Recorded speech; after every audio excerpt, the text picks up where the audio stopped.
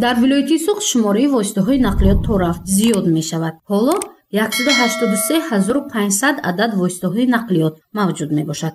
танҳо соли 2020 бошад 16914 адад ба вилоят автомашина ворид шудааст. зиёд шудани нақлиёт боиси бештар гардидани партовҳои зараровар мегардад. ин ҳолат бошад ба ҳавои атмосферӣ таъсири ҷиддии худро мегузорад, ки он ба ифлосшавии ҳаво оварда мерасонад. дар ин бора сардори шӯъбаи назорати давлатии истифода ва ҳифзи ҳавои атмосферӣ дар раёсати ҳифзи муҳити зисти вилояти суғд ҷамшед азизов иттилоъ дод. вай мегӯяд, ҳар нақлиёти ҳаракаткунанда дар як сол агар аз газ истифода намояд 940 килограмм партовҳои газмонандро ихроҷ мекунад, ки он боиси ифлосшавии ҳавои атмосферӣ мегардад. ҳар як нақлиёти ҳаракаткунанда дар муддати як сол аз зиёда аз 940 килограмм партовҳои газмонанд ҳосил мешавад. аз он ҷумла моддаҳои оксиди карбон, моддаҳои азот, карбогидратҳо ва дигар якчанд намудҳое ки ва ғайр аз дигар намудҳои газмонанду моеъ ҳосил мешавад.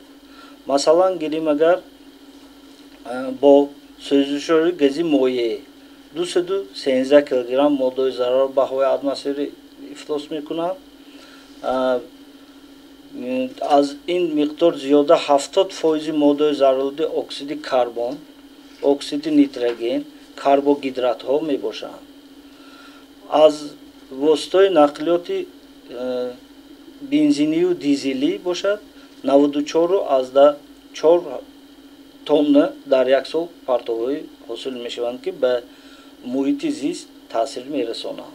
баҳри пешгирӣ аз ифлосшавии ҳавои атмосферӣ мутахассисони раёсати ҳифзи муҳити зист ба сокинон тавсия медиҳанд, ки бештар маврид на бо нақлиёт, балки аз дучарха истифода намоянд, чунки рондани дучарха нисбат ба нақлиёт барои беҳтар шудани вазъи ҳавои атмосферӣ ва ҳам саломатии ҳар инсон таъсири мусбат мерасонад. ин дар ҳолест, ки дар шаҳри хуҷанд барои омӯхтану машқ кардан бо дучарха шароити хуб фароҳам оварда шудааст, ки ба мислаш дар Осиёи Миёна мавҷуд нест. велотрек ин ягона варзишгоҳе мебошад, ки дар ҷумҳурии Тоҷикистон аст ва дар вилояти суғд амал мекунад. дар ин варзишгоҳ тамом ба ҷуз аз варзишгарон тамоми сокинони шаҳри хуҷанд ва вилояти суғд метавонанд омада ройгон дучархасавориро омӯзанд ва машқ кунанд, то саломатии онҳо дубора барқарор гардад. велотрек яъне майдони асфалтпӯши велосипедронӣ барои сокинон ройгон хизмат мекунад, аммо шумори иштирокчиён ва ҳавосмандон, ки ба ин намуди варзиш машқ намоянд, хеле кам ба назар мерасад. ин суханро мураббиёни ин намуди варзиш низ тасдиқ менамоянд. аз ин бармеояд, ки варзиши велосипедронӣ ҳанӯз рушд накардааст. ғайр аз варзишгароне ки дар инҷо номнавис шудан машқ мекунанд, ҳавасмандон ҳам омада бо велосипедҳои худашон дар ҳаминҷо велосипед меронанд. ҳавасмандон меомадагон шумошон кам намедонем, чун мо эълонҳо додагӣ ба телевизионҳо эълонҳо дода будем, ки ҳавасмандон хоҳишмандон барои машқ кардан ба велосипедронӣ оянд, локин намедонем, чунки дар вилояти мо дар шаҳри хуҷанд инқадар ба варзишгари касбӣ шудан ба велосипедронӣ намеоянд.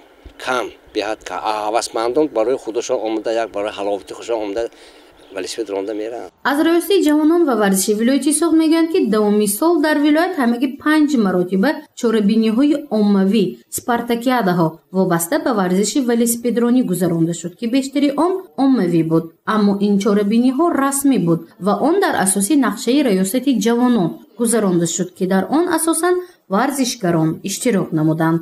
мо давоми сол агар теъдоди муайяни варзишгарони касбӣ машқ кунанд, аллакай мусобиқаҳое ки дар семоҳаи сеюм баргузор гардид, шумораи варзишгарон аллакай якчанд маротиба зиёд гардиданд, ки ин бевосита шавқи ҳамон варзишгарони хусусан наврасро зиёд буданашро нишон медиҳад.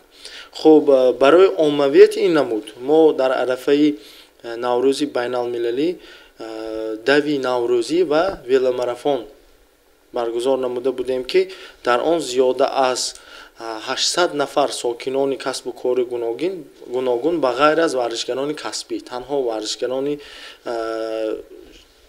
любитил шавқовар дӯстдорони ин намуди варзиш ширкат карданд ки мо аз ҷониби раёсати корбоҷонома варзиши вилояти суғд ва мақомоти иҷрои ҳокимияти давлатӣ эшонро ҳавасманд намудем. рондани велосипед ҳам барои саломатии инсон ва ҳам барои пешгирӣ аз ифлосшавии ҳавои атмосферӣ муфид арзёбӣ карда мешавад. аз ин рӯ мутахассисон пешниҳод менамоянд ки барои ҳифзи муҳити зист ва ҳавои тоза ки аз он ҳамарӯза нафас мекашем воситаи нақлиёт не балки велосипедро ҷавонону миёнсолон ихтиёр намоянд. соли 2020 якчанд яъне қонун вайронкунӣ мушоҳида карда шуд ки 32 ронандагони нақлиётро ҷаримабандӣ кардем.